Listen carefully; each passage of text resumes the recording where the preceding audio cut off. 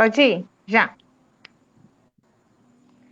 Olá, ouvintes, telespectadores, eu não sei que palavra que usa para a internet, né? Tantas novidades nesse mundo digital, mas muito bem-vindos a mais uma live da Dufimate, né? E vamos lá. Imagine você tem a noção ou não, essa que é a questão, perceba ou não, nós estamos numa guerra. Uma guerra silenciosa que, pelos números da epidemiologia, dentro do modelo que a gente tem adotado, de não ter quarentena, enfim, nenhuma medida mais restritiva, né?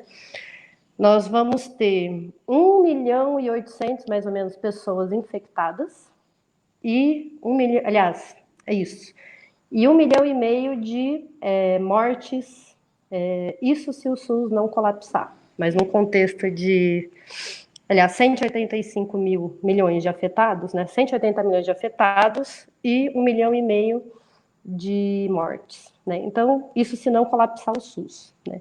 Então, o que eu quero dizer? Temos passado um cenário de guerra, estamos passando por um cenário de guerra, em que os maiores, a linha de frente dessa guerra são os enfermeiros, os técnicos de enfermagem, os profissionais da saúde, né? Em sua maioria mulheres, pessoas negras, e que o Estado brasileiro, dentro de uma política genocida, não tem dado condições de trabalho. Então, seria a gente estar numa guerra, eles estarem com bomba e a gente está com arco e flecha, né? Sem grandes preparos, sem grandes condições para fazer esse enfrentamento. Uma política genocida que faz com que, infelizmente, hoje o Brasil já tenha mais mortos, enfermeiros mortos, do que Espanha e Itália juntos, né? E mortes de pessoas, não são números, né? Nós temos 13 mil mortos. Eu estou um pouco fora de órbita, porque uma hora antes da live eu recebi notícia que a Dejanira, que me criou, que me deu aquele marquezinho ali, ó, que fica aqui, ela está com sintomas de Covid e está indo para o hospital, está sendo hospitalizada. Então, não é a morte de números, é a morte de pessoas que são amadas por pessoas, que contribuiu com a vida de pessoas e que por essas pessoas nós vamos lutar até o fim, né? E essa live ela é uma expressão dessa luta. Nós estamos aqui como trabalhadores construindo um plano B. Se o governo quer matar a gente quer sobreviver e a gente vai lutar para isso.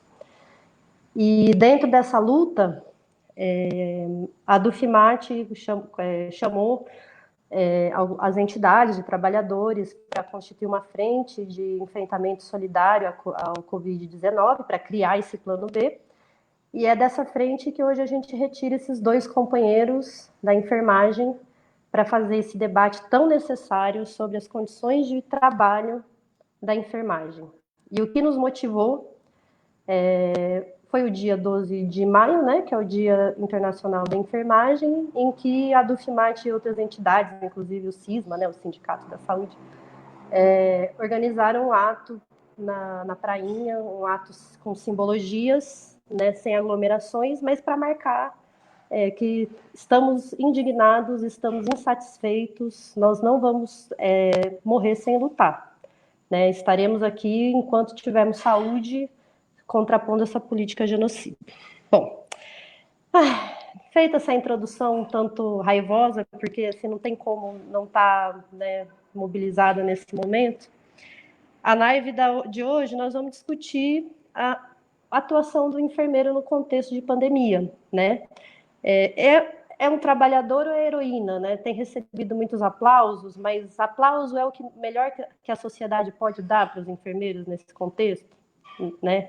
Então, buscando ampliar a nossa reflexão tão importante, a gente pensou em constituir uma live em que a gente trouxesse alguém que vive o cotidiano de trabalho. Então, nesse sentido, pedimos e o Ademilson atendeu o nosso pedido de vir aqui debater com a gente. Acredito que o pessoal aí de casa deve estar com muitas perguntas e curiosidades para saber como é que está esse cotidiano de trabalho no fronte de guerra lá na frente, né?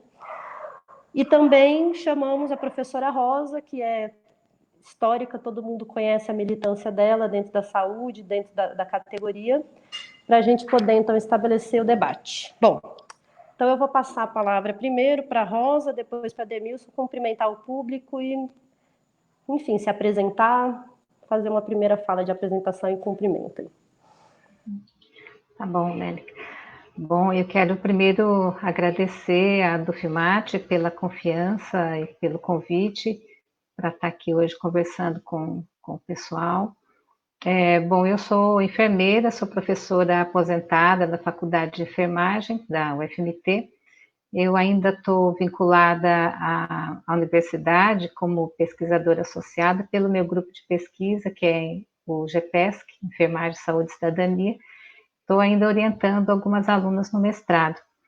E agora, aposentada, atuando um pouco mais nos movimentos sociais, na consulta popular e na MOBEP, que é a Associação das Amigas e Amigos do Centro de Formação Olga Benário Prestes, do MST, aqui de Mato Grosso. Obrigada pelo convite, viu?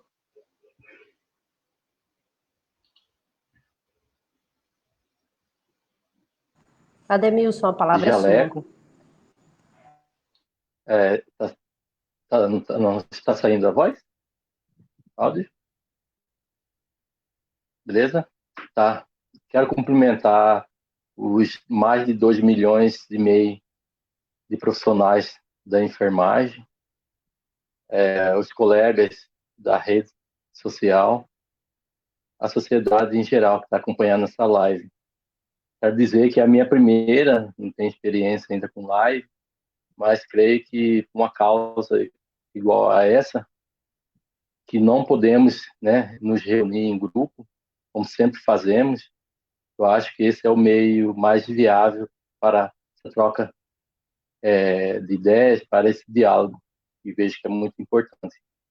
Obrigado, Lélica, né, representando a Dufimate, pelo convite. Estamos aí à disposição para contribuir com esse debate. Então, agradecendo também aos a plateia, né? Não sei se chama plateia. Eu esqueci na minha introdução de dizer que nós temos página no Instagram, nós temos no Instagram podcast, nós temos o Facebook. Então, acompanhe as nossas mídias. E também eu esqueci de dar um recado que é bom dar agora, que é o seguinte. Terça-feira que vem, nós vamos ter uma live imperdível com o Maelson e com a Patrícia. O Maelson é professor da Dufimate, né, da UFMT e diretor da Dufimate. Patrícia é professora do Estado. Nós vamos debater, afinal, é possível educar à distância? Debate necessário de educação à distância. E na sexta-feira que vem, meu coração não aguenta, nós vamos fazer uma live com a Sônia Guajajara. E a nossa ideia é poder trazer as pautas das populações indígenas, dos povos indígenas de Mato Grosso, para a gente poder debater com Sônia Guajajara as perspectivas de luta e construção aí do enfrentamento à Covid e também de construção de uma outra sociedade, né? Não tem como enfrentar a Covid dentro dessa sociedade mais, né? Ela faliu. Bom, gente, sem mais delongas... e mais uma coisa para o público. Eu vou passar... Eu preparei 5 perguntas e, a partir daí, nós vamos entrar com a pergunta do público. Então, vocês podem aí nos comentários da live mandar perguntas que a Laís, que trabalha conosco, que está nos bastidores, ela vai trazer para nós, para a gente poder debater, certo? Bom, vamos lá. Gente, nós que construímos movimento...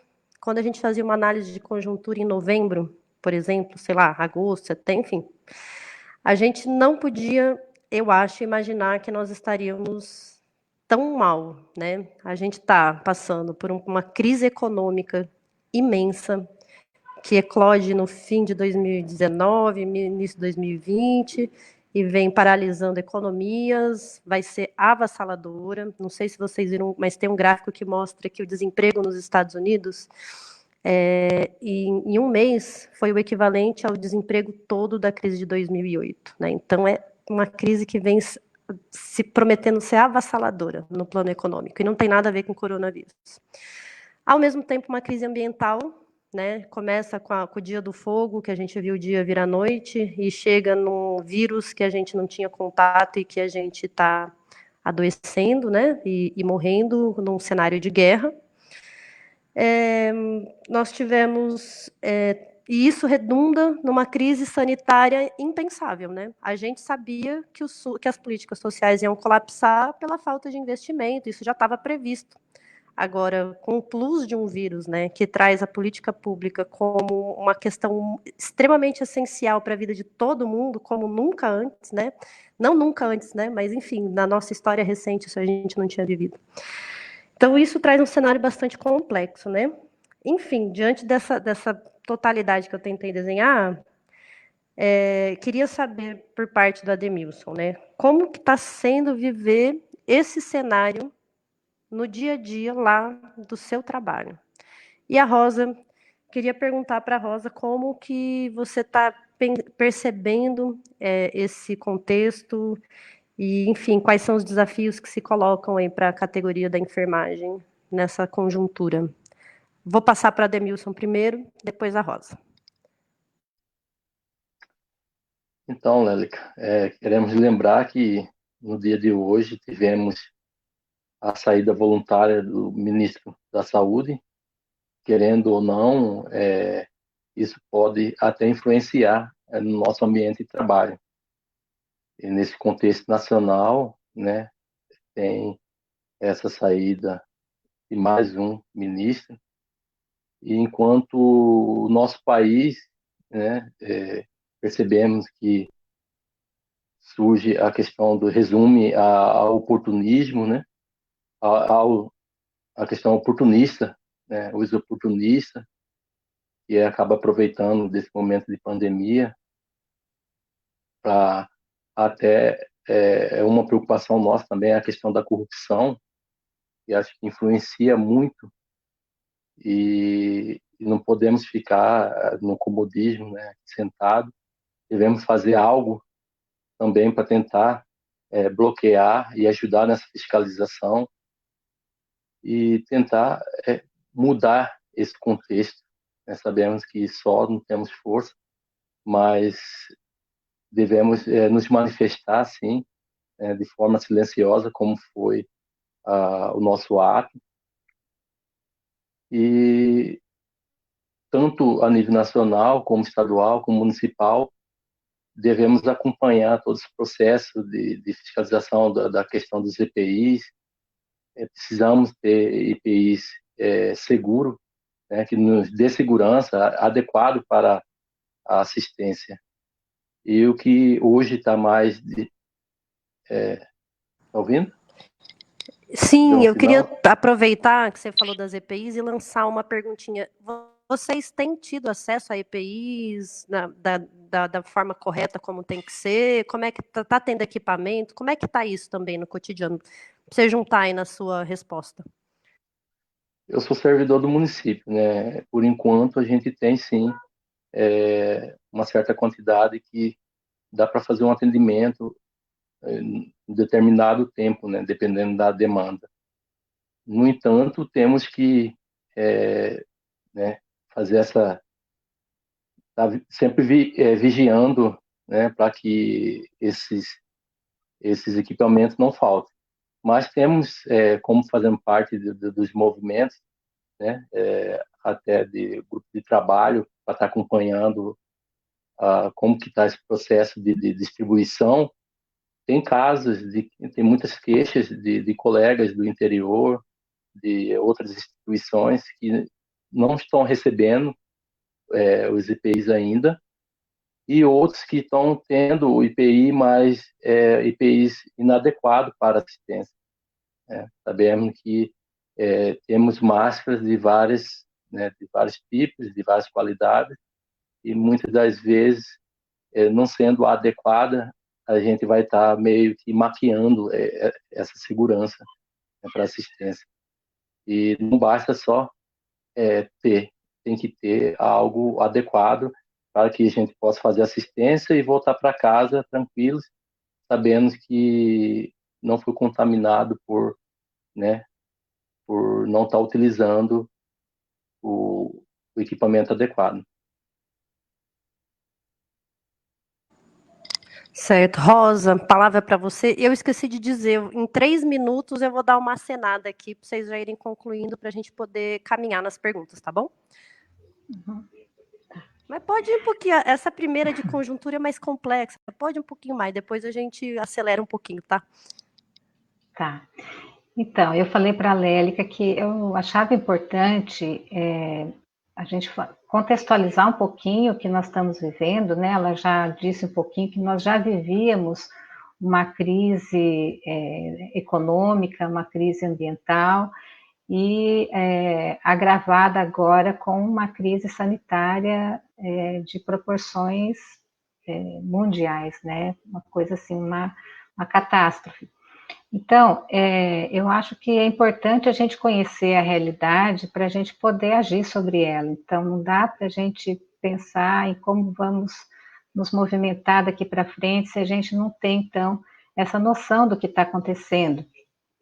Eu acho que não é noção, a gente precisa saber com profundidade o que está acontecendo. Não vou dar conta disso agora, mas trazer alguns elementos para a gente pensar e também ir atrás dessas informações, né? Então, a primeira coisa que eu acho importante ser dita, assim como eu disse essa semana lá com o pessoal do Corém, a gente precisa ter a noção de que o mundo que nós vivíamos antes de dezembro de 2019 não existe mais.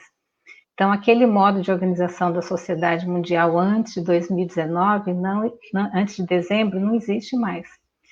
Então, digo isso porque foi quando, dezembro, né, foi quando foi reportado o primeiro caso de infecção pelo Covid-19 na China. De lá para cá, não preciso dizer, a gente sabe o que está acontecendo. Quem sabe um dia a gente vai conseguir contar essa história, esperamos, né, daqui a alguns anos.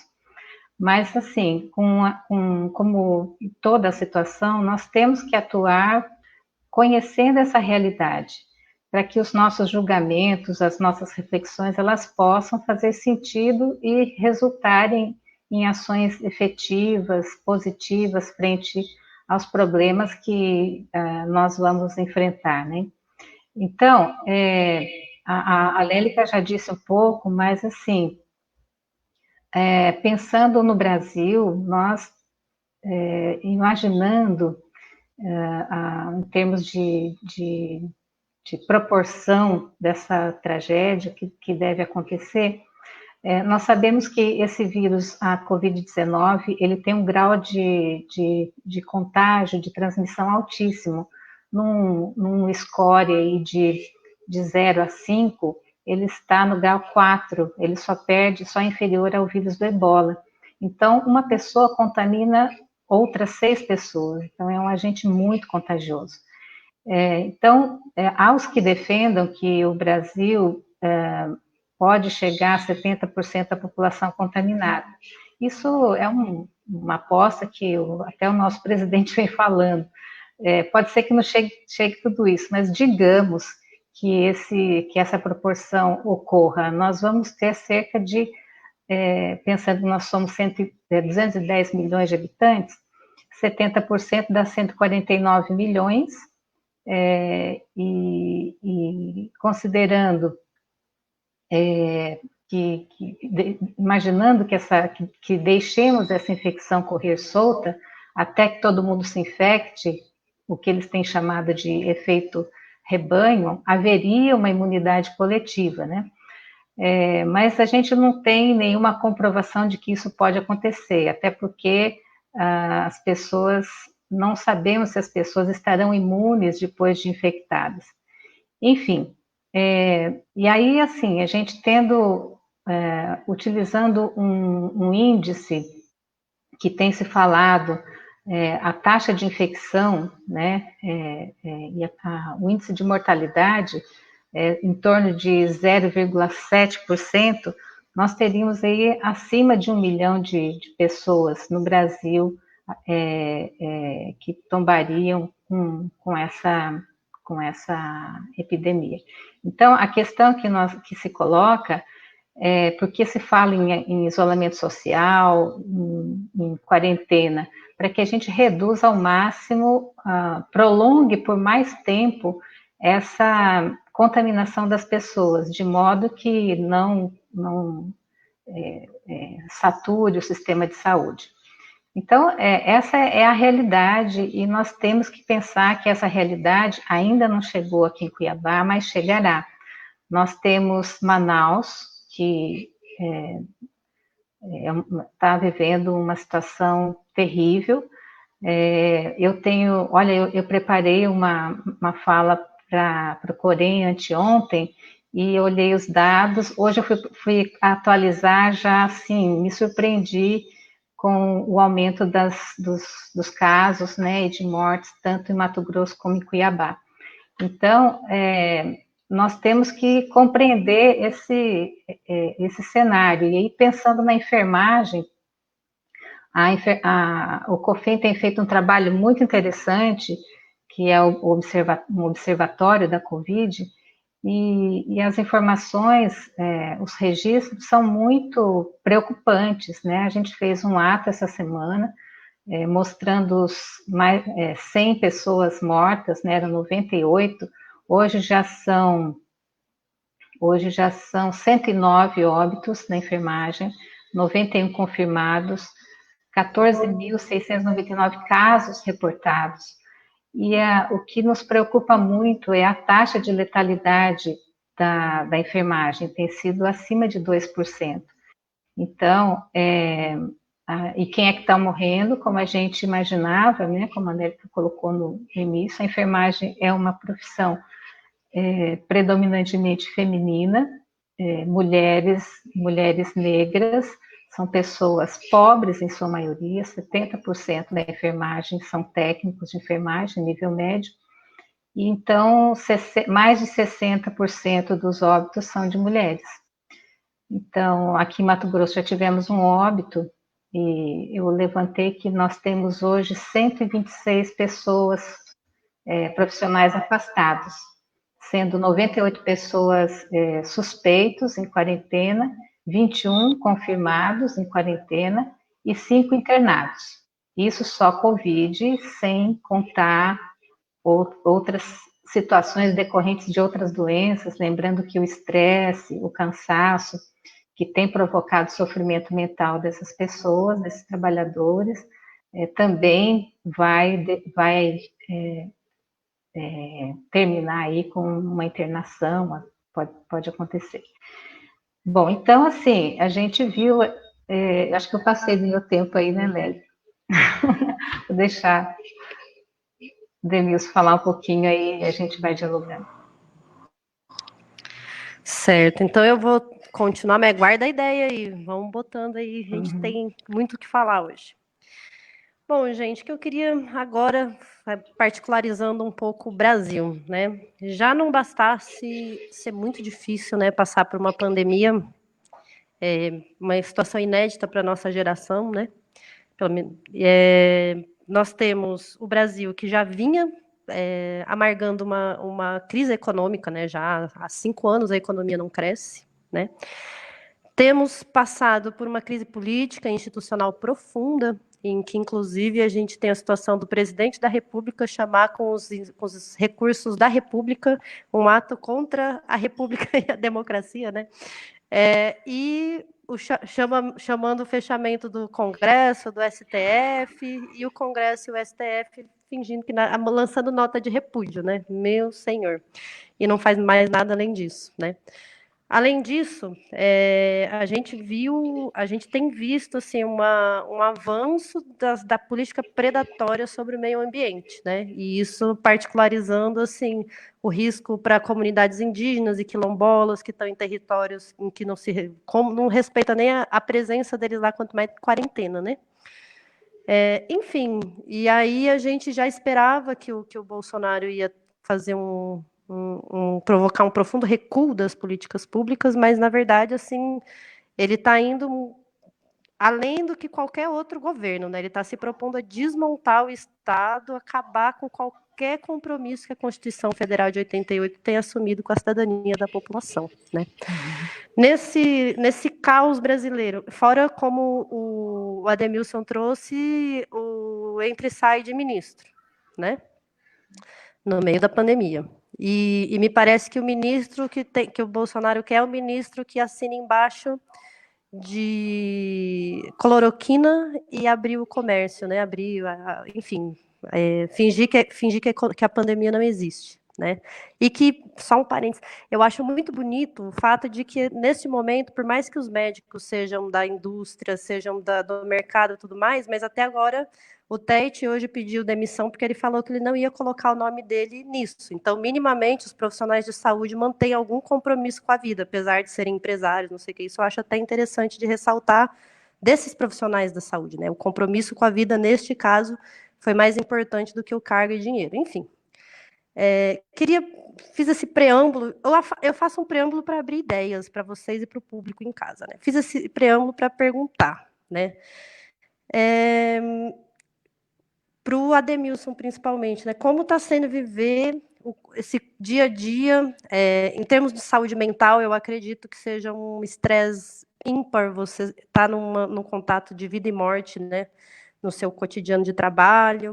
Queria saber como é que isso está rebatendo para vocês no interior dos serviços, como é que está sendo viver essa crise brasileira da saúde dentro desse contexto. E a Rosa também caminhar nesse sentido aí de pensar em enfermagem aqui no Brasil, os desafios que a gente tem dentro desse cenário específico agora, né? Não da crise geral, mas a crise brasileira. Como você bem disse, Lélica, relacionada à questão das medicações. Cientificamente, não tem nada que comprove que alguma medicação está causando no tratamento, né, tá levando à cura de um limite, né, confiável de pessoas. Eu volto para as condições de trabalho da enfermagem. Eu vejo o papel da enfermagem de extrema importância nesses casos, né, desde quando você vai receber o paciente na atenção primária.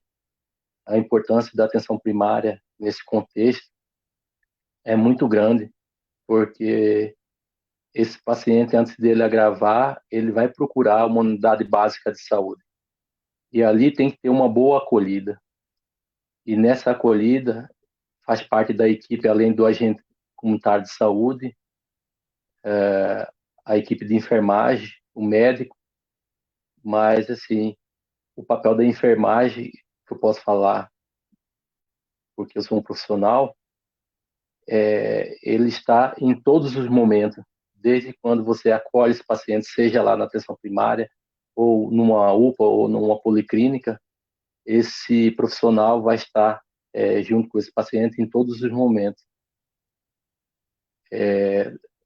Trazendo para a atenção terciária, quando se fala em medicamentos, né, que a gente sabe que é importante, mas ainda não tem nada comprovado, os cuidados que a enfermagem vai, a assistência desse profissional técnico, auxiliar ou enfermeiro para o paciente é de extrema importância na mudança de decúbito desse paciente. Muitas vezes o paciente não consegue fazer a própria higienização.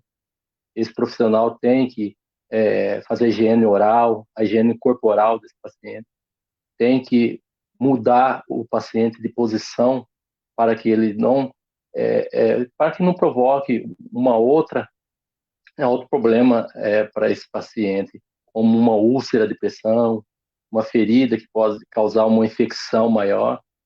E aí, além da COVID, da infecção por COVID, ele pode adquirir outras, né, infecções. E aí está o papel da enfermagem, que às vezes o profissional, além dos EPIs, ele trabalha muitas das vezes num ambiente insalubre, né, com jornadas exaustivas, né, jornadas de trabalho exaustivas, às vezes tem que sair de um para ir para outro trabalho, e sofre com baixo salário, né?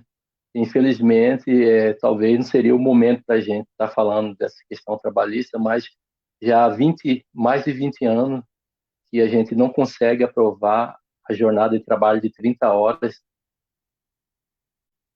porque esse profissional precisa ter um tempo para a família também, né? Precisa ter lazer para que essa questão que você colocou sobre a doença mental não possa, quem sabe,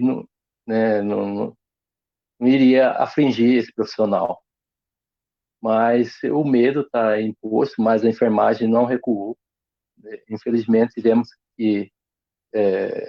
percebemos que teve que afastar alguns colegas, né, que estavam mais vulneráveis, são hipertensos, são diabéticos. Tivemos a primeira morte aqui na nossa capital, aqui em Cuiabá, né, do Ataíde, que era vulnerável, né, contraiu a infecção, mas como que ele adquiriu a hipertensão, a diabetes também, não temos que trazer à tona isso em discussão também. Muitas vezes trabalhou 30 anos, né? Não tem uma aposentadoria especial, poderia já estar aposentado. Agora percebemos que aumentou, né, com a reforma trabalhista, aumentou de 55 para 65 anos, né? Então, não consegue aposentar menos que isso, e ele pode ter adquirido a hipertensão, a diabetes, no trabalho também, né? O trabalho exaustivo, estressante, e pode ter acarretado isso.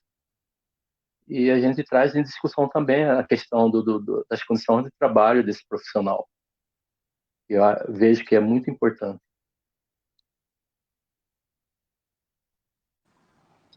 Sim, arrasou. Bom, depois eu vou fazer uma pergunta para a Demilson, mas pode ir, Rosa. Então, a gente tem visto que a enfermagem tem sido protagonista nessa situação dessa pandemia, né? Estamos sendo protagonistas, inclusive essa semana o destaque do Jornal Nacional, no dia 12, foi enfermagem, uma reportagem de vários minutos que eu nunca imaginei que nós veríamos. No entanto, a gente pode dizer que não nos trouxe nenhuma felicidade essa exposição da enfermagem, esse protagonismo. É bom que se fale da profissão, sim, mas infelizmente nós estamos ouvindo falar da nossa profissão agora, numa situação de calamidade, numa situação de pandemia, e vou dizer com toda o meu sentimento, a impressão que me deu quando eu assisti o Jornal Nacional, foi assim, gente, quando a esmola é demais, o santo desconfia, já dizia, né, a minha avó. Por que é que tem se pintado essa imagem de heróis, de heroínas para a enfermagem nesse momento? Para nos encorajar, para nos colocar numa condição de que nós não devemos abandonar nosso posto, né? Agora, em que condições nós estamos indo para uma guerra? Nós estamos indo, como a Lérica disse no início da entrevista, né? Com arco e flecha para combater um inimigo que mal conhecemos. Então, assim, é muito preocupante, toda a enfermagem está preocupada, essa situação das condições de trabalho, de pouca valorização do trabalho, que o Ademilson está dizendo, é real, os salários são vergonhosos. No início da pandemia, a gente teve um decreto do Estado para a contratação de plantonistas, e a gente viu lá exposto R$ 1.500 por plantão para o médico, R$ 300 para a enfermeira. Por aí a gente vê. Então, não temos jornada de trabalho definida, não temos piso salarial. Essa semana apareceu aí um projeto aí que está no Senado, a gente está compartilhando por aí, mas está paradinho lá, porque não é a pauta preferencial. Se nós não pressionarmos, não vai sair, que é um projeto de piso salarial.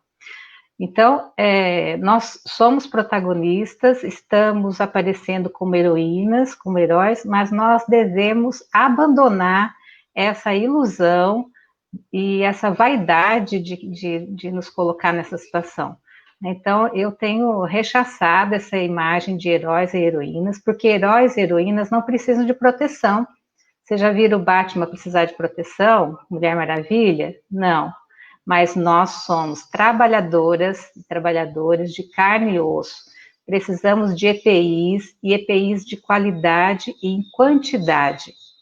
Essa semana, na divulgação do nosso ato, eu tive o retorno de uma trabalhadora, não vou dizer instituição, mas é uma pessoa que está trabalhando ao lado aí da porta de entrada da Covid, e ela trabalhou 12 horas com uma máscara cirúrgica, né? Então, não tem acesso, não teve, foi pedir ajuda num outro setor, e ouviu da colega médica a seguinte fala: olha, a enfermagem tem muita gente, médicos precisam se proteger sim, porque nós somos poucos, mas a enfermagem tem bastante. E essa moça chorou falando comigo. Então, assim, pensa o sofrimento, a humilhação, mesmo que essa médica tenha falado com ironia, né, considerando a situação, talvez ela não tenha, é tanto estresse que as pessoas estão vivendo, é possível que essa médica não tenha noção do sofrimento que ela causou. Mas, então, assim, eu tenho refletido muito como é que se vai à guerra sem proteção. E é por isso que a gente tem feito, a partir da Frente Popular de Defesa do Serviço Público e de solidariedade ao enfrentamento da Covid-19, esse grupo que está organizado a partir da Dufimate e outros sindicatos, nós temos trabalhado a campanha Cuidar de Quem Cuida. Então, não vá à guerra sem proteção, né? A legislação trabalhista nos coloca o empregador com a obrigação de oferecer os equipamentos para sua proteção. Então, se não tem proteção, nós não podemos colocar a minha vida em risco para salvar a vida do outro. Isso não existe. É claro que isso é um dilema ético terrível. Eu não vou abandonar o paciente, mas eu preciso imediatamente, e eu tenho falei isso no Corém, enquanto não está tudo lotado, agora é a hora de toda a sociedade, toda a enfermagem, mas de toda a sociedade, pressionar esse Estado brasileiro para que ofereça todas as condições necessárias de armamento, vamos dizer assim, para os trabalhadores de saúde, e de modo especial a enfermagem, que aí nos hospitais chega a ser 90% da força de trabalho. Então, que dilema ético é esse, que eu coloco a minha vida em risco para salvar a vida do outro? Uma doença que eu nem sei o que vai acontecer. Não tem vacina, não tem remédio. Então, qual o procedimento, né? Tenho que imediatamente notificar a minha chefia. Se a chefia não deu conta, é o Corém. O Corém tem os canais de ouvidoria, inclusive a informação é que eles têm recebido muitas denúncias e têm atuado. Se a qualidade do equipamento também não é suficiente, sindicato tem que estar junto, nós não podemos hoje manter esse papel do sindicato com funções cartoriais, tem que ser um sindicato atuante. E Ministério Público do Trabalho, então nós temos que proteger, nós temos que fazer um movimento de proteção da enfermagem, porque em poucos dias, gente, nós já temos mais de 100 pessoas trabalhadoras trabalhadores que o Estado brasileiro investiu formação, investiu em capacitação, em educação permanente. Nós temos que proteger essa força de trabalho, e é por isso que nós estamos em evidência hoje, porque a população, a sociedade está dependendo do nosso cuidado. Muito bem, ótimo mesmo. Gente, agora vamos falar um pouco de SUS, né? Nós tivemos em 2016 a aprovação da Emenda Constitucional 95, que congelou os investimentos sociais, né, investimento em políticas públicas por 20 anos. Além disso, nós temos tido no Ministério, né, em postos de comando, a troca de técnicos por, em sua maioria, militares, né? E nós estamos percebendo assim, um redesenho das políticas públicas, né? Por exemplo, os CAPs deixam de ter recursos e se investe em comunidades terapêuticas, enfim, parece que tem uma reversão assim, para um modelo manicomial dentro da saúde. Há umas 2 lives atrás, a Ana Cláudia do Cisman denunciou aqui na live da Dufimate que o SAMU está indo para os bombeiros, né? E a gente está passando, assim, do meu ponto de vista, não sei como é que vocês estão vendo, assim, mas me parece que agora a privatização, ela não é mais para precarização do SUS, ela é para o desmonte do SUS, mesmo, assim, né? É o que eu percebo. Enfim, esse SUS do jeito que está, ele é um SUS capaz de enfrentar a pandemia? Se não, como que quais são os projetos, quais são as alternativas que nós teríamos para uma política de saúde neste contexto? Começar agora pela Rosa, depois vai para a Demilson, pode ser? Eu penso que, felizmente, nós temos o SUS. Né? Felizmente, nós temos o Sistema Único de Saúde que, a despeito do subfinanciamento, ele ainda está dando conta de atender a população nos diversos níveis de complexidade, utilizando também os serviços privados como complementares, mas nós sabemos que o SUS, o Sistema Único de Saúde, ele é um sistema que tem como principal princípio a solidariedade, e ele é contraditório a esse modelo capitalista que a gente está inserido. Então, desde o seu nascedouro, o SUS ele vem sendo minado para que ele não dê certo. Então, é subfinanciamento, ao longo do tempo, os serviços privados os serviços complementares foram sendo terceirizados, e isso vem num crescente, desde o seu nascedouro, né? E agora a gente tem visto, nós estamos num momento em que tudo é desculpa para privatizar. Ontem o governador inaugurou não sei quantos leitos lá em Várzea Grande, e aí, assim, muito tranquilamente, eu ouvi o secretário dizer que é o modelo de OS mesmo, que já está implantado no estado. Então, naturalizou a privatização da saúde. Né? E agora a gente vínhamos já com uma redução do orçamento a partir da Emenda Constitucional 95 de 2016, logo depois do golpe, e isso a gente imaginava que o SUS, como você disse, Lérica, imaginávamos que viveríamos dificuldades, e aí aparece uma pandemia. Agora os recursos estão liberados, né? Houve uma flexibilização aí da lei de responsabilidade fiscal, considerando aí a emergência, mas a gente sabe que tem muita gente se aproveitando disso, muita gente se aproveitando. Inclusive tem um grupo aqui em Cuiabá, acho que no Brasil todo, mas aqui em Cuiabá, que é um grupo, esqueci o nome, é um observatório, a Elda Valim, uma das pessoas que tem trabalhado nisso, que tem acompanhado os investimentos de saúde no contexto da pandemia. Então, acolhendo denúncias, inclusive. Mas, assim, nós sabemos que a política, a política desse governo atual, né, representado por Jair Bolsonaro, é uma política de morte.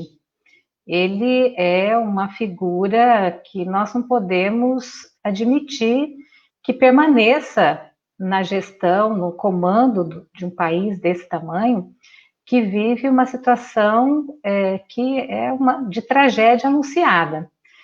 E até hoje saiu, eu recebi um artigo do Gastão Wagner, que é um sanitarista histórico, falando da necessidade da sociedade entender o que é que acontece, que nada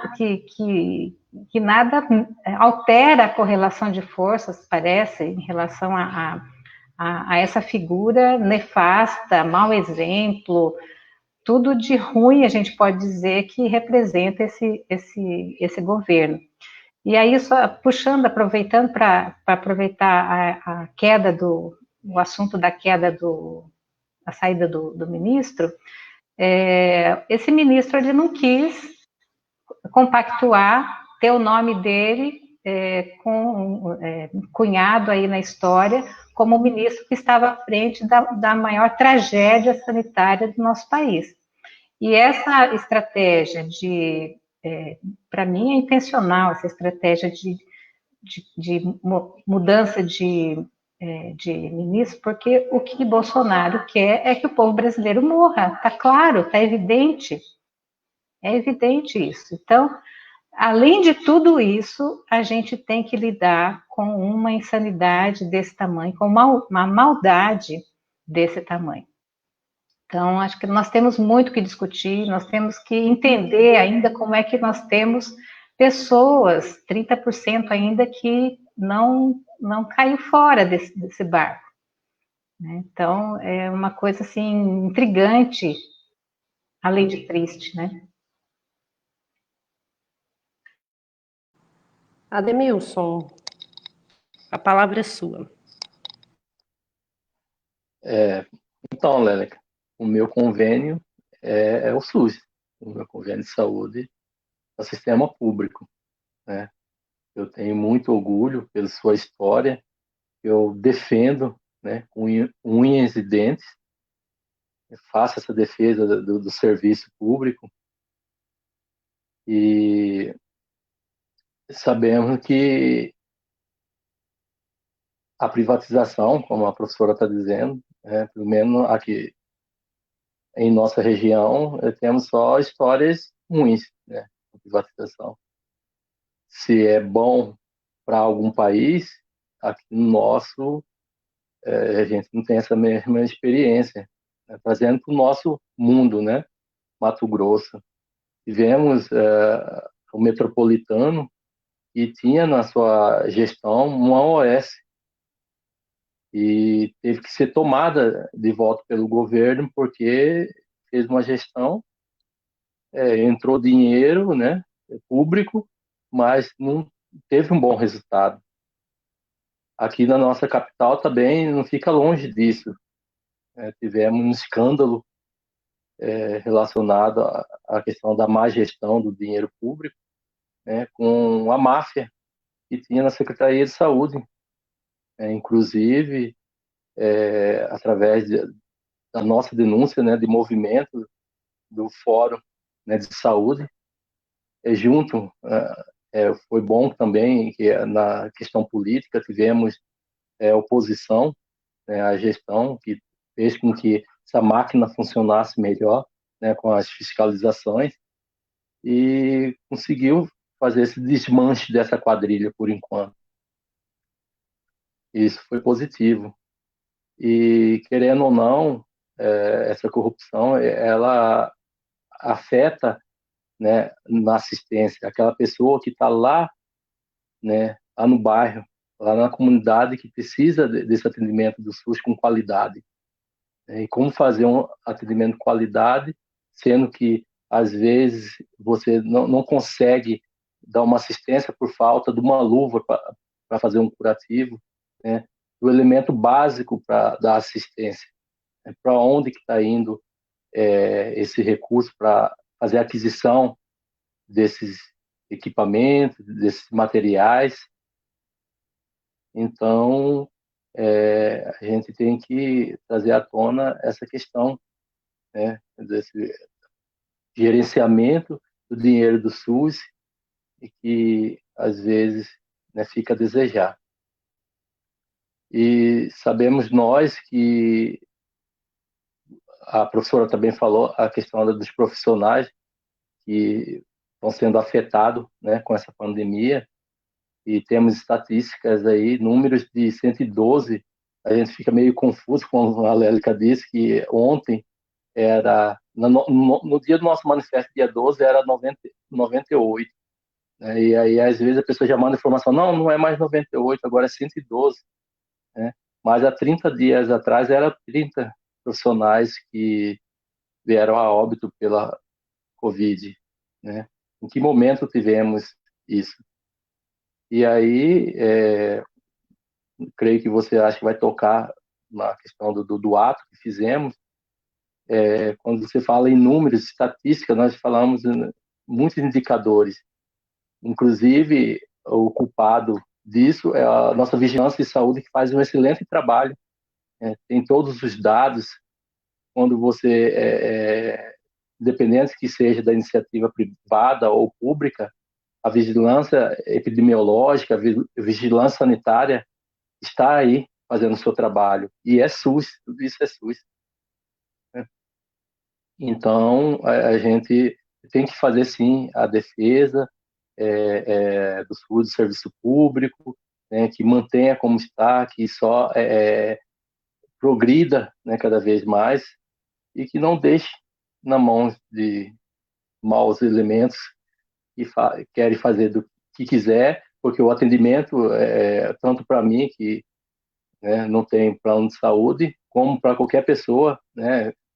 Eu estava assistindo uma entrevista no programa da Fátima, o ator, o Juliano Lahan, né, que estava elogiando o trabalho do SUS, porque quando ele foi buscar atendimento, ele foi no sistema público, né, saúde. Por mais que ele tinha um convênio, né, privado, ele foi buscar essa assistência na iniciativa, no serviço público, no hospital público. Ficou internado numa UTI, recebeu toda a assistência, né, do serviço público. E eu estava elogiando os profissionais e esse SUS, esse serviço público. Então é bom dizer isso.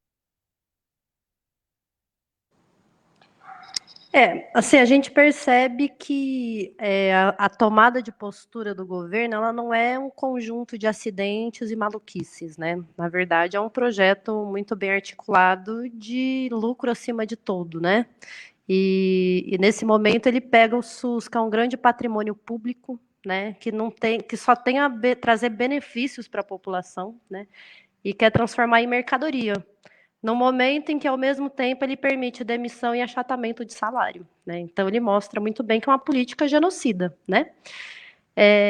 E essa política genocida, ela é genocida contra todos os trabalhadores, né? Inclusive os trabalhadores que estão fazendo enfrentamento. Né?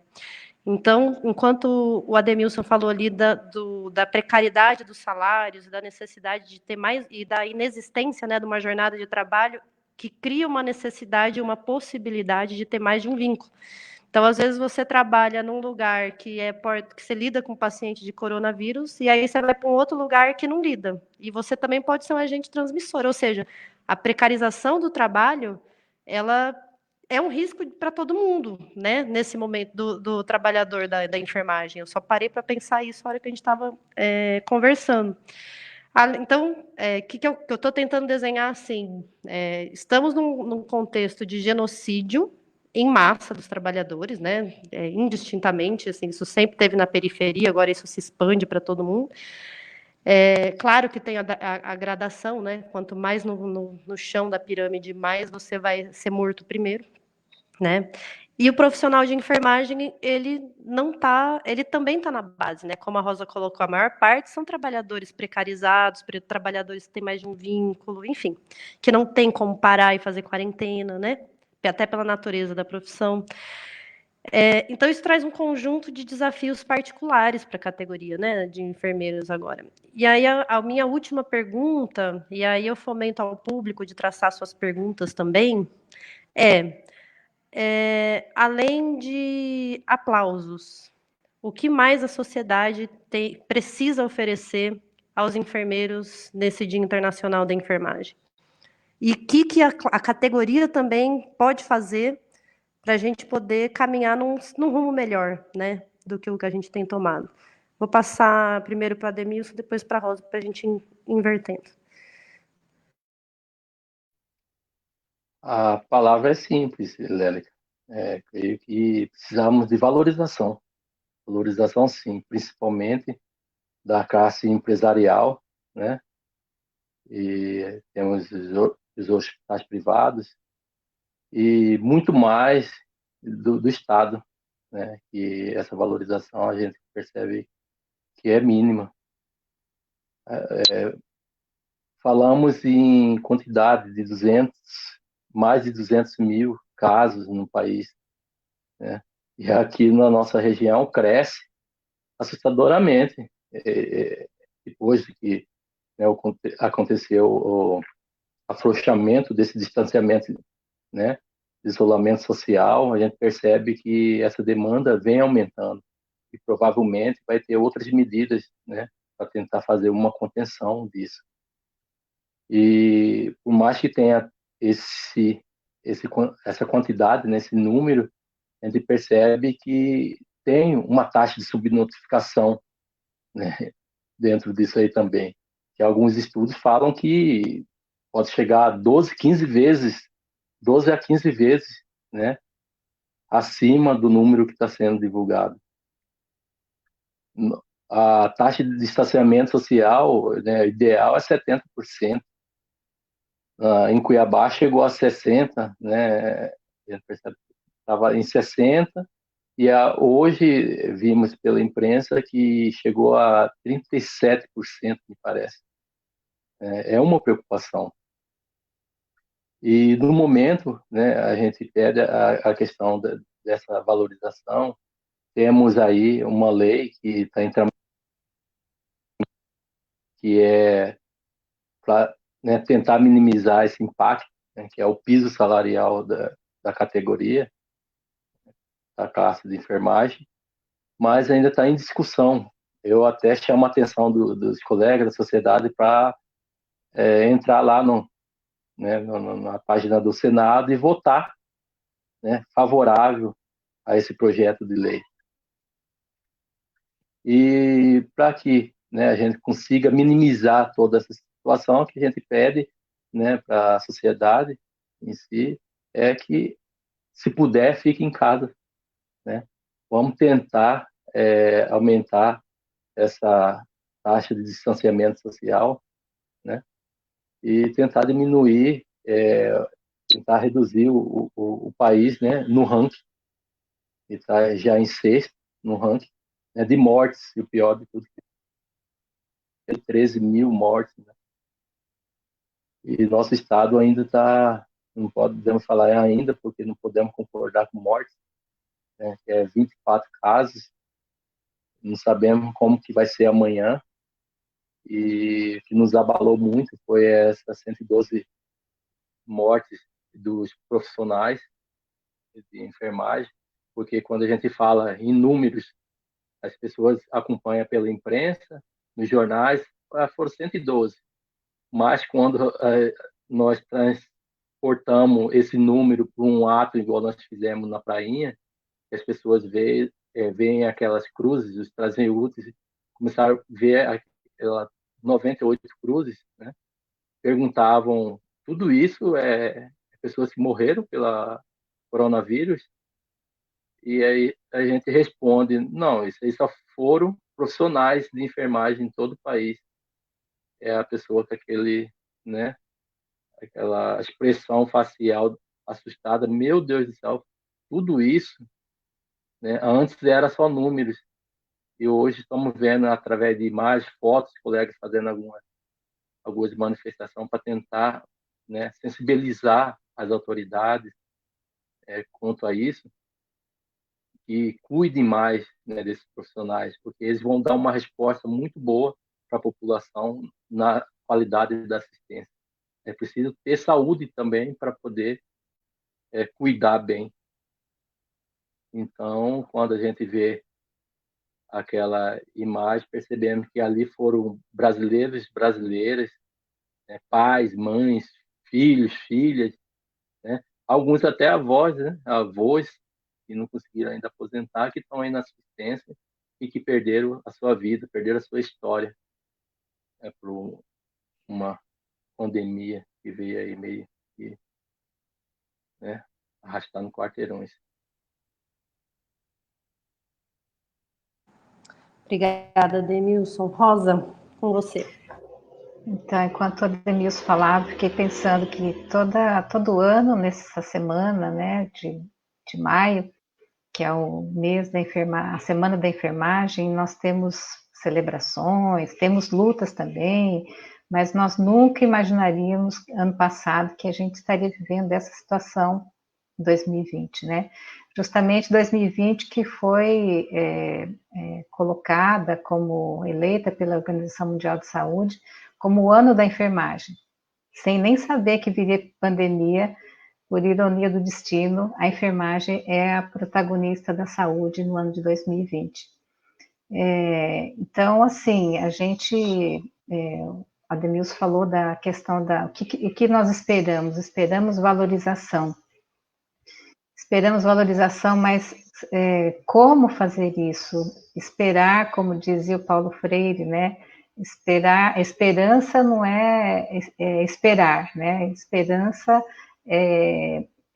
a esperança do verbo esperançar, que é ir atrás, buscar, lutar, reivindicar, fazer acontecer, né? Então, assim, a gente tem demandas, lutas, principais bandeiras históricas, e a gente pode relacionar algumas, até que eu fui buscar com o pessoal de Brasília, que fez um ato muito, muito bonito nessa semana também, que impactou o Brasil todo. Então, vou relacionar algumas delas aqui. Então, a bandeira número 1 que a gente precisa pontuar é a defesa do isolamento social, do distanciamento social e contra essa política negacionista, eugenista, higienista e anti-ciência do Bolsonaro, né? Essa tem que ser uma bandeira nossa, a enfermagem não pode, eu ainda tenho visto, não sei, há algum tempo atrás ainda vi algumas enfermeiras nessa perspectiva negacionista da ciência.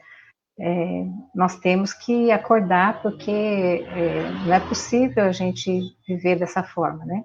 A outra bandeira, a defesa do SUS público, estatal, equânime, gratuito, de qualidade e com financiamento adequado. O terceiro, direito ao trabalho seguro, com dimensionamento do pessoal, né, proporção de pessoas trabalhando para pacientes, e os equipamentos de proteção individual em quantidade e qualidade suficientes. A defesa do nosso direito ao piso salarial, às 30 horas semanais, a aposentadoria especial para todos os profissionais de saúde, mas especialmente para a enfermagem. A revogação da emenda constitucional, que a gente já falou, da lei de responsabilidade fiscal e da desvinculação das receitas da União e dos estados, que limitaram os gastos, os investimentos nas políticas sociais, de modo especial à saúde. Apoio a projetos que concedem pensão especial a familiares de profissionais de saúde mortos pela Covid-19, porque nós vivemos uma guerra. Em toda guerra, os soldados que tombam, eles são, como se diz, as famílias são indenizadas com pensões, considerando essa pessoa que lutou numa guerra. Então, nós temos que exigir alguma retribuição, porque nós estamos indo para uma guerra na linha de frente. Então, tal qual acontece na guerra, nós achamos que esse abono seria justo para as famílias das pessoas que falecerem nessa pandemia. A garantia do auxílio emergencial e benefício social extraordinário a todos os trabalhadores informais e precários afetados pela crise e os desempregados. Então, esse é um mínimo, né? E hoje eu andei conversando com algumas pessoas e assessorias aí fui atrás dos nossos amigos deputados aí, que são amigos da classe trabalhadora, para saber o que é que tem, se já chegou alguma demanda lá. Não tive resposta ainda, mas pelo que eu já senti, não tem nenhum projeto em nível de estado e nem nos municípios de Cuiabá e Várzea Grande relacionados à jornada, a piso salarial, qualquer coisa aqui no estado. Então, eu faço um apelo aí à categoria de enfermagem, ao sindicato, se não é o sindicato, algum coletivo de enfermagem que se disponha não precisamos reinventar a roda, eu sei que vários estados já têm projetos de lei encaminhados para suas assembleias e prefeituras, então, se nós perdermos essa chance agora de encaminhar projetos de lei que nos beneficiem em relação ao nosso trabalho, vai ser só na outra encarnação. Então, nós temos que aproveitar esse momento, é um momento triste. É claro que nós não exercemos a nossa profissão para ganhar dinheiro, para ficar rico, porque se a gente quisesse ficar rico, a gente ia ter outra profissão, a gente ia ser patrão, talvez, fazer de tudo para ser patrão, mas enfim, nós temos que aproveitar esse cenário de comoção, de sensibilização de toda a sociedade e encaminhar os nossos projetos. Então, acho que esse é um movimento importante e conclamo aí a nossa categoria para que se movimente nesse sentido. Bom, indo à pergunta do público, quero dizer para vocês que teve bastantes manifestações a favor do SUS, contra as OS, as privatizações, mas vamos às perguntas. Maria Ângela Martins manda duas. Uma que eu acho que é mais uma exclamação mesmo, assim, mas que eu vou aproveitar, que é o seguinte. Ela faz todo um texto, mas pergunta: como o estado de Mato Grosso faz isso com os servidores? E aí eu lembro, eu estou fazendo uma formação e o professor fala assim, o agro é pop, mas não faz respirador, não faz máscara, né? Perguntaria para vocês, como que o estado do agro poderia agir diferente, né? Enfim, como que vocês compreendem essa natureza do agronegócio em Mato Grosso na determinação das políticas, né? Eu acho que seria por aí. E aí o Guilherme Faustino mandou uma pergunta grande, deixa eu pegar aqui. Como vocês avaliam as ações de saúde implementadas em Cuiabá, dentro dos serviços de saúde para o enfrentamento ao Covid-19? E como vocês avaliam a situação da construção do Hospital Metropolitano de VG, que conta com apenas 30 leitos de UTI? E só lembrar uma coisa também, hoje é dia da assistente social, eu sou assistente social, então, colegas, parabéns para nós, mas, enfim, pela conjuntura, nós estamos debatendo o dia da enfermagem. Pronto, passei. Vamos fazer a Rosa primeiro, depois o Ademilson. Então, o agro é pop, né?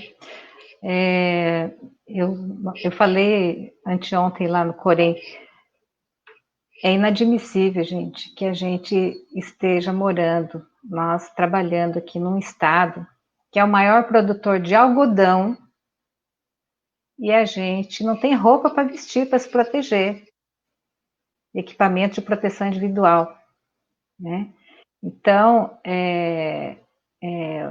o agro é pop, mas é o maior produtor de alimentos, entre aspas, né? Não são os alimentos que a gente come, enfim, soja e outras coisas, mas enfim, se vangloriam de ser o maior produtor de alimentos e qual vai ser a resposta desse estado, né, que faz isenção de impostos para a produção dos produtos aqui, das commodities, e qual vai ser a resposta desse estado para as pessoas que agora não vão ter o que comer, porque não tem dinheiro, né?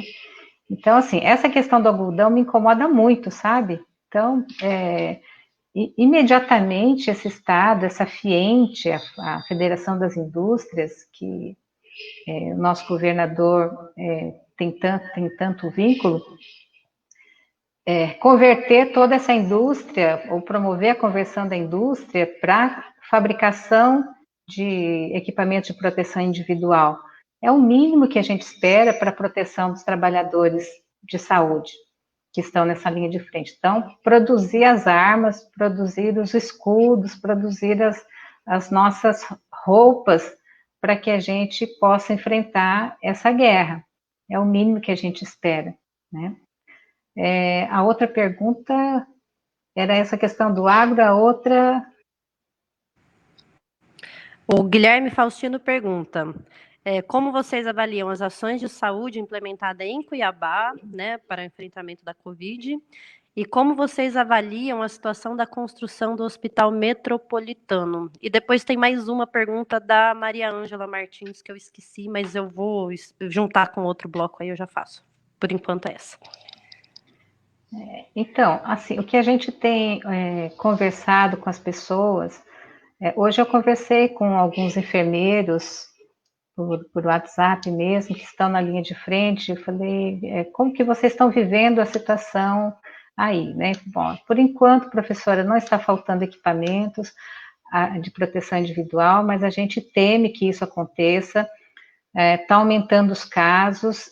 A grande preocupação nossa é o medo na hora de retirar os equipamentos de proteção individual, que é o momento em que existe maior risco de contaminação. Então, assim, por enquanto, o que a gente sente é que está uma calmaria. Ainda não há saturação de leitos, a ocupação de leitos no estado, em geral, está em torno de 10%. Então, por enquanto, está muito calmo. Mas a gente sabe que isso aconteceu lá em São Paulo, isso aconteceu no Rio, isso aconteceu em Manaus, em todo lugar. Eu não acredito que vai ser diferente aqui, até pelo que o Ademilson falou, o isolamento social nosso está muito, muito pequeno. Então, assim, de uma maneira geral, os enfermeiros eles estão apreensivos, com muito medo, têm relatado que agora faltou equipamento de proteção individual, mas já chegou equipamento com pouca qualidade e ainda o Corém tem recebido denúncias de material de pouca qualidade, mas estão tendo material. Na atenção básica, eu conversei com algumas pessoas, agentes comunitários de saúde, e elas não estão fazendo visitas. A orientação, não sei se é em todas, mas com algumas pessoas que eu conversei, elas pararam as visitas. Então, todos os programas estão meio que sendo feitos à distância, até porque elas também não têm a proteção suficiente.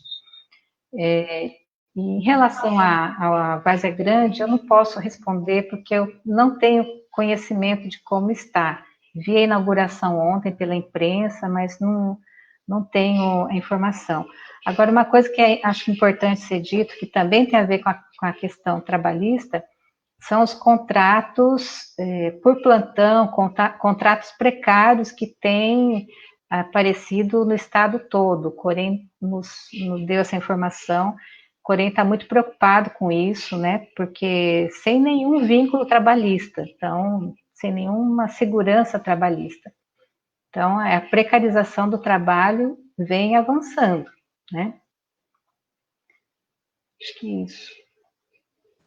Ademilson, a palavra é sua. Quanto ao agronegócio, a gente tem dúvida alguma que a Covid ela não escolhe pessoas. É uma pandemia e pode atingir a todos. Então, essa ação solidária, né, no enfrentamento à Covid, tem que vir de encontro também às nossas necessidades, né? Não a questão individual agora não é mais viável. Agora estão brigando por um coletivo. Quando vamos no mercado e vemos o preço dobrado, né, as mercadorias que vamos consumir, às vezes não é necessário isso, né? Quando você vai abastecer o carro com álcool, o preço, né, um preço elevado para um estado que produz cana, né, e a gente fica meio assustado com isso, né? Que política é essa? Então, é uma questão muito de ação de Estado também, né? Que tem que rever todo esse contexto e priorizar aquilo que, né, é de igual a todos, né? E atinge a maioria da população. Relacionado à questão da fiscalização, da questão como que está a atuação em nosso estado, no nosso município, relacionado à própria assistência, à questão dos materiais. Eu percebo que temos que ter, né, esse fórum das entidades. As entidades têm que trabalhar juntas nesse momento, principalmente agora. Talvez chegou o momento de unirmos o Corém, o sindicato, o nosso de enfermagem, outro sindicato, a ABEM, e nesse conjunto começar a trabalhar, né, encontrar saídas, né, para algumas questões que às vezes não é tão difícil de resolver, às vezes fica enterrado pelo orgulho, por querer trabalhar de forma isolada, que não é a mais viável, né, nesse contexto. Eu acho que não, a saída é outra. E temos também o nosso, falamos muito pouco do nosso conselho de saúde. Temos conselho municipal, conselho estadual, federal, e o conselho municipal de saúde ele tem uma grande responsabilidade, né, na questão desse controle desse dinheiro que vem para a saúde. Nossa Câmara de Vereadores também. Sabemos que está vindo aí mais de 200 milhões, né, para a saúde. Tem que fazer, né, essa fiscalização dos órgãos, né, competentes, fazer essa fiscalização, né, aceitar a denúncia, ir lá em loco e verificar, porque é com dispensa de licitação que vai ser utilizado esse dinheiro. Eu chamo a atenção do nosso Conselho de Saúde para isso, né?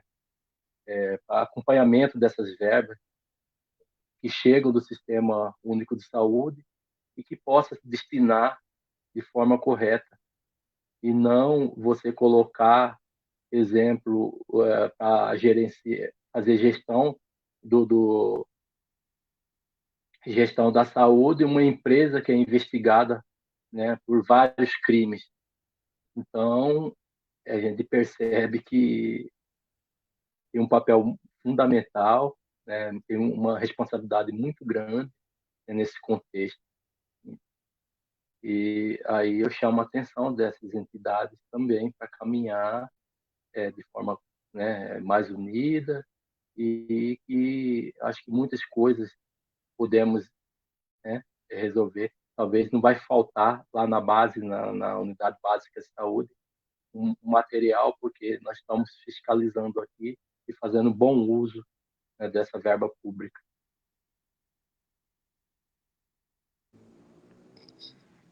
Obrigada, Demilson.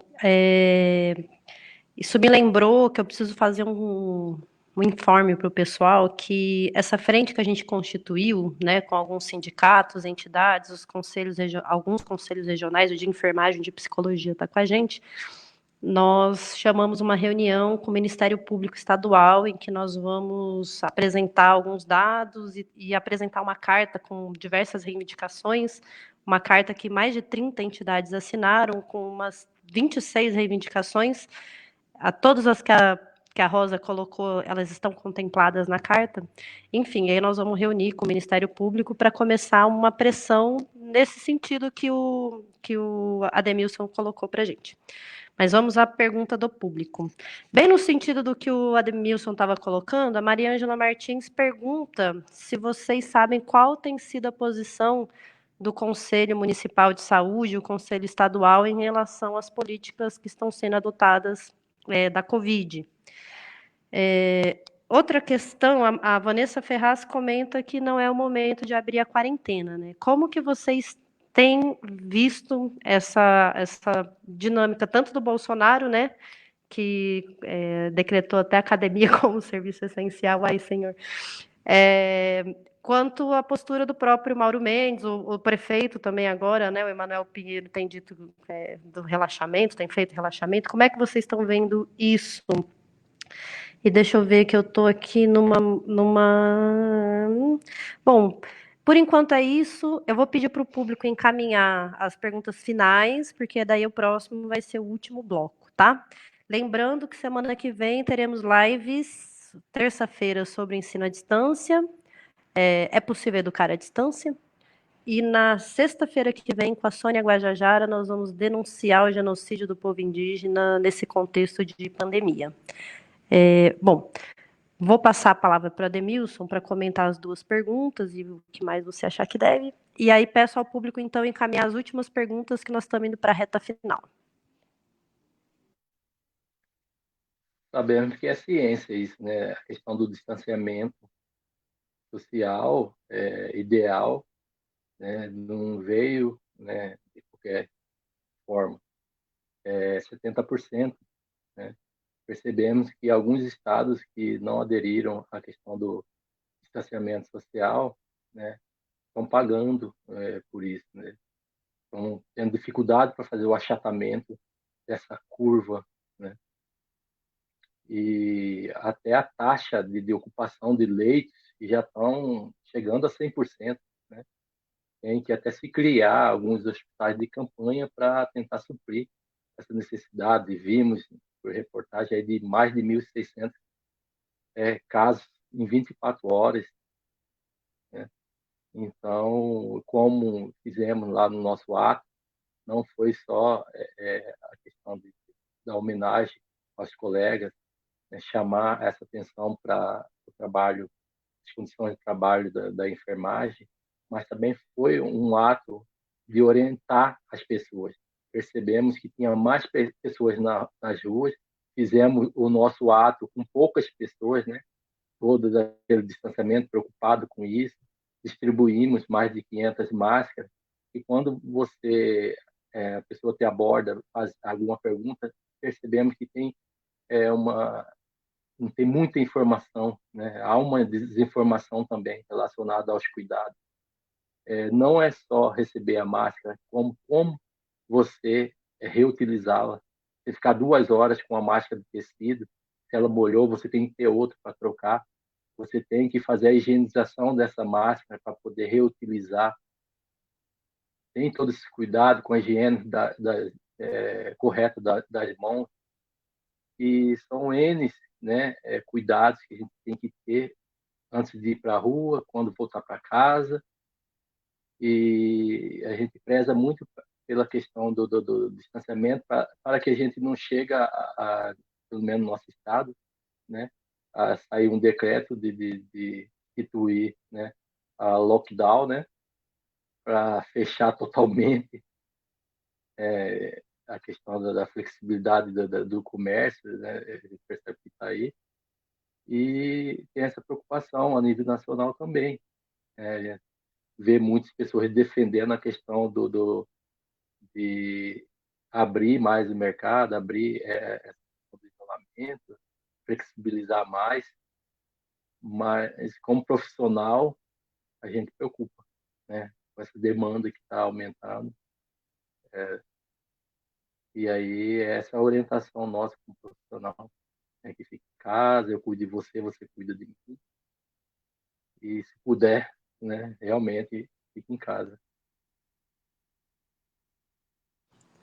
Obrigada, Demilson. Rosa. Então, Maria Ângela, eu tinha visto sua pergunta aqui, mas sabe, eu não tenho acompanhado as reuniões do Conselho Municipal de Saúde, nem do estadual, é até uma falha que a gente tem, né? Não são tantas lutas que a gente acaba não dando conta de ver tudo, mas muito importante a gente saber quais têm sido os encaminhamentos dos conselhos.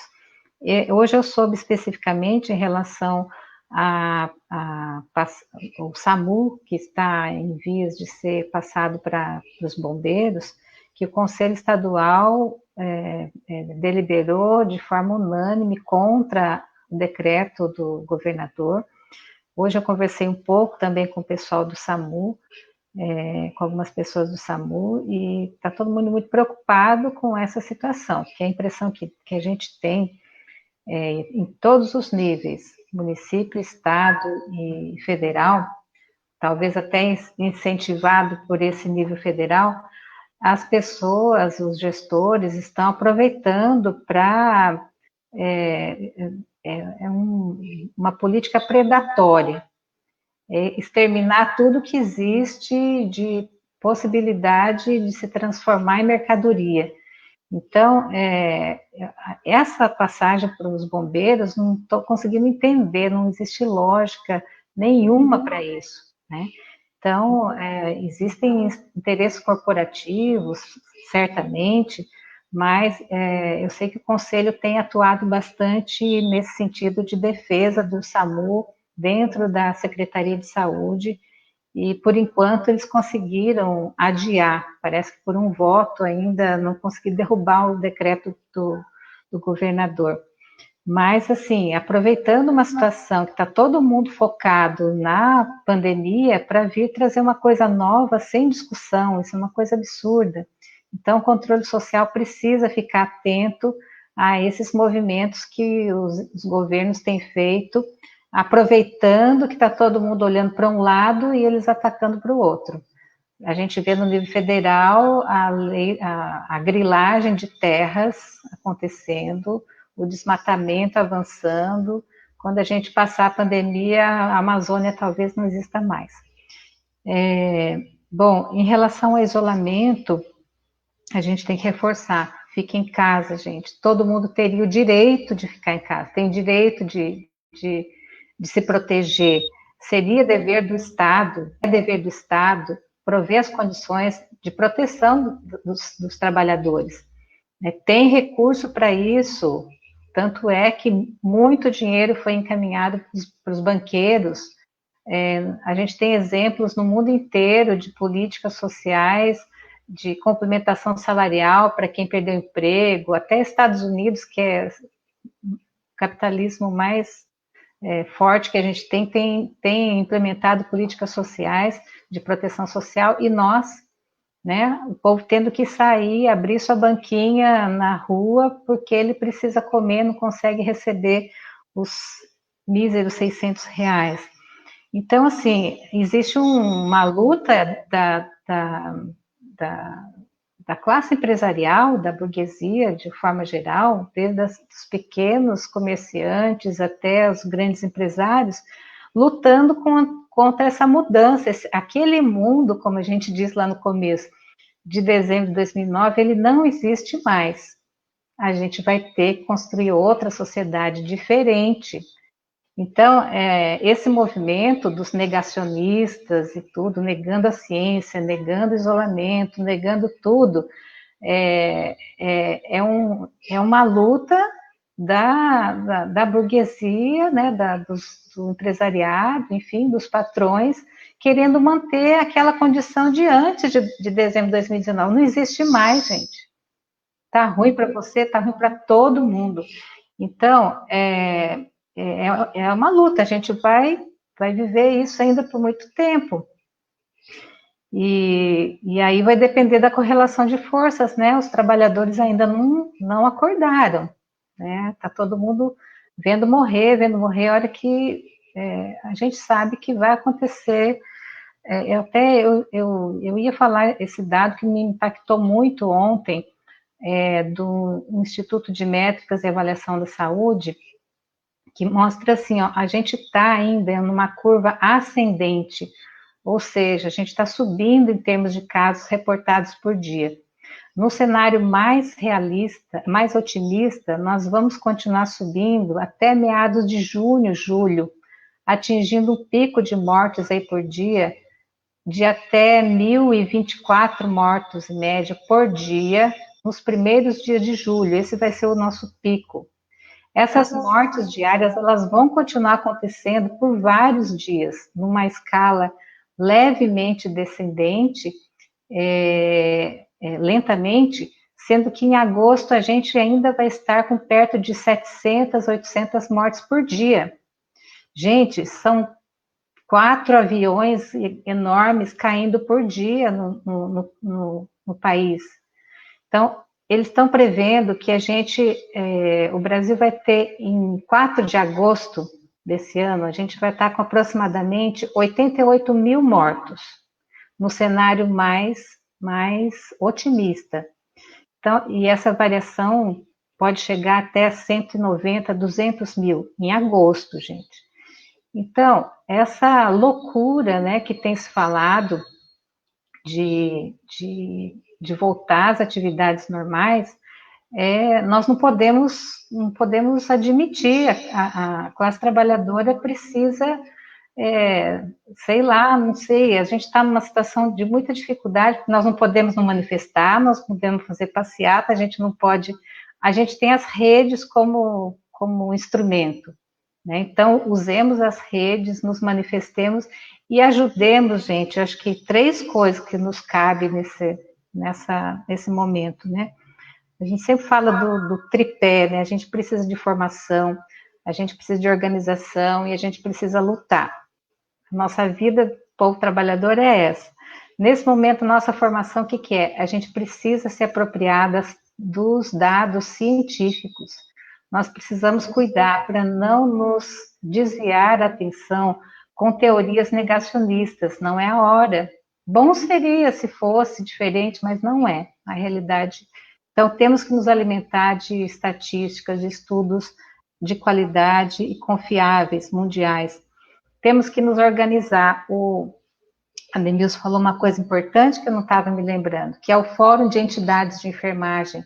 A gente organizou esse fórum há 2 anos atrás, se não me engano, ou mais, naquela situação lá do ato médico que nos impediam de fazer prescrição nas políticas de atenção básica.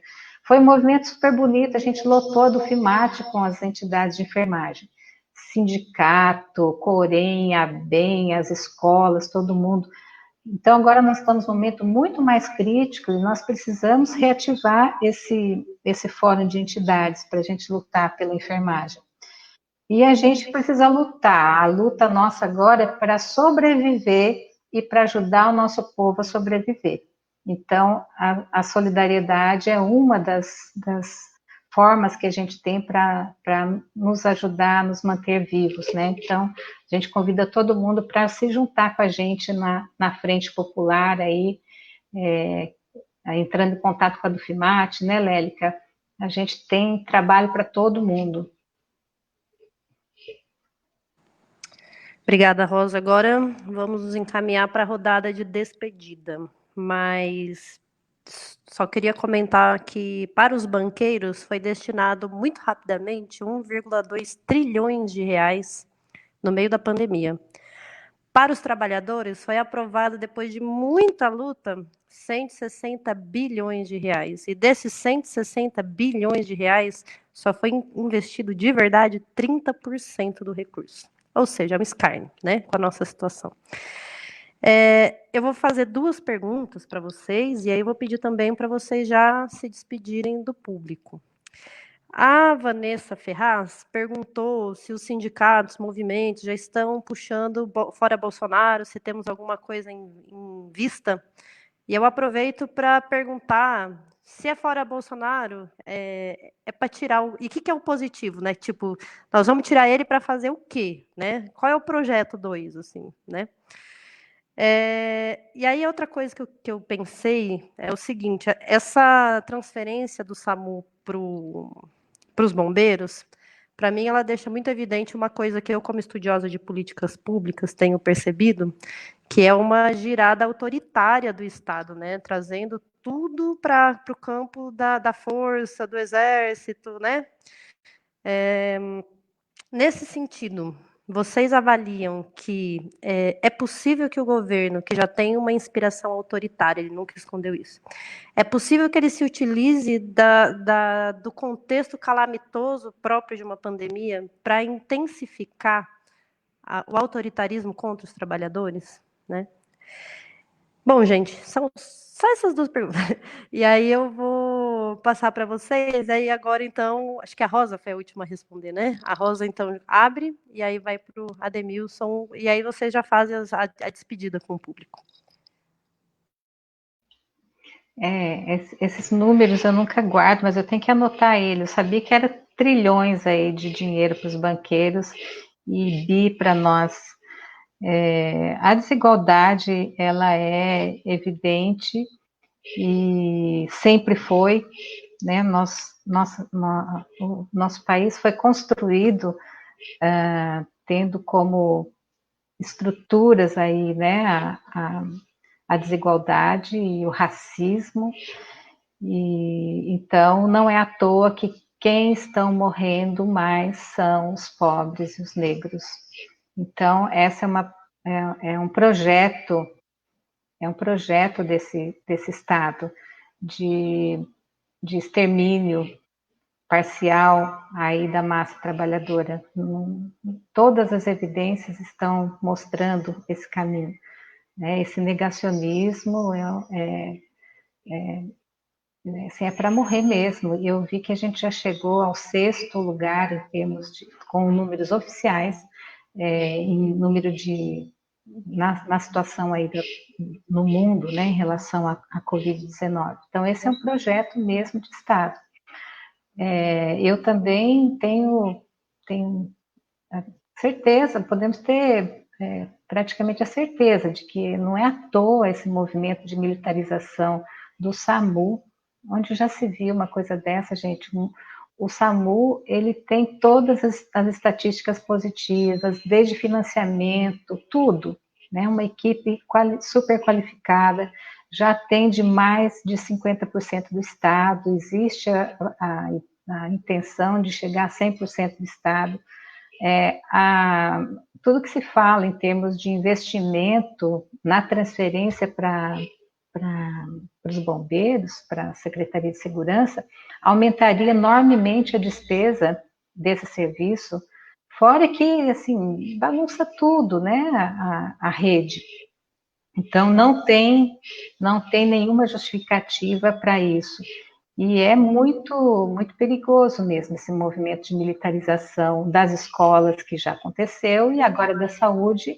Eu fiquei assim, é uma coisa assim impressionante como que isso tem avançado. Eu acho que nós temos risco sim de um avanço do fascismo, em síntese, né? Que a gente está num Estado que tem todas as características de um Estado fascista. E nós temos que resistir.